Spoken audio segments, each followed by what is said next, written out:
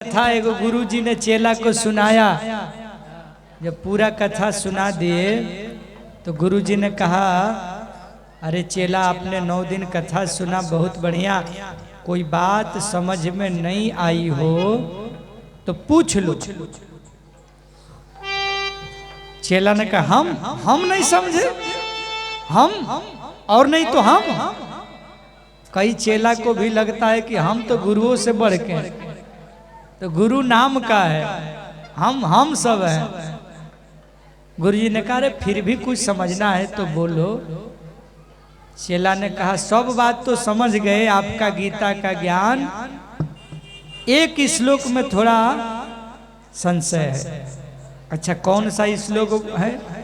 बोले आप बार बार बोल रहे थे सर्व उपनिषदो गोपाल नंदनम दुग्धा,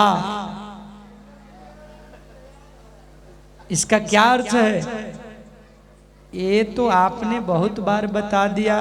इसका अर्थ है कि सर्व उपनिषद है वो सभी गाय है और उनका दोहन करने वाला भक्ति और प्रेम के रस में कन्हैया है, कृष्ण है, और उसका भक्त लोग पान करते हैं। लेकिन वो दुग्धा नहीं पढ़ रहा था, वो पढ़ रहा था दो गधा। सर्व उपनिषदों गोपाल नंदनम दुग्धा, दुग्धा था लेकिन वो पढ़ रहा था सर्व उपनिषदों गोपाल नंदम दो गधा। तो सब कथा तो समझ में आइए गया गुरुजी, ई बतिया नहीं समझ में आया कि ये दो गधा कौन था। एक कथवा में 9 दिन दो गधा क्या कर रहा था?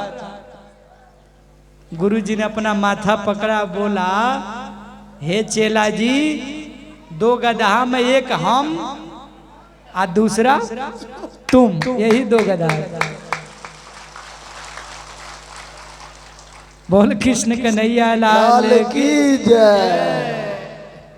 और एक कहानी तो आप लोग सब जानते ही हैं कि एक जगह राम कथा चल रहा था, पूरा रामायण हो गया।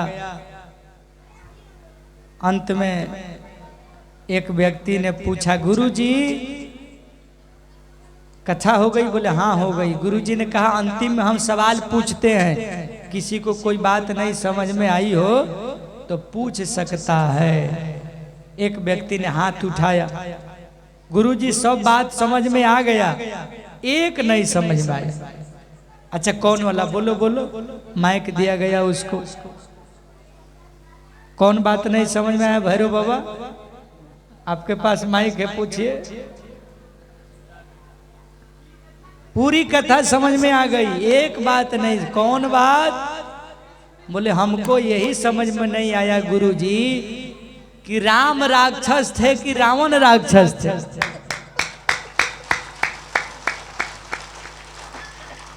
तो गुरुजी ने कहा, न राम राक्षस थे न रावण राक्षस थे, सबसे बड़ा राक्षस मैं हूं, ये तुम्हारे जैसे राक्षस को समझाना।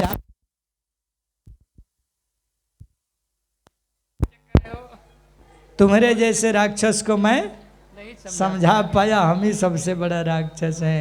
बोले राजा रामचंद्र भगवान की जय। धीरे जय बोलने वाले की जय हो, कथा में नहीं आने वाले की जय हो, कथा में आने वाले की जय हो, दान देने वाले की जय हो, जगह कति झगड़ा करने वाले की जय हो। नमः पार्वती पतये हर हर महादेव। कल से हम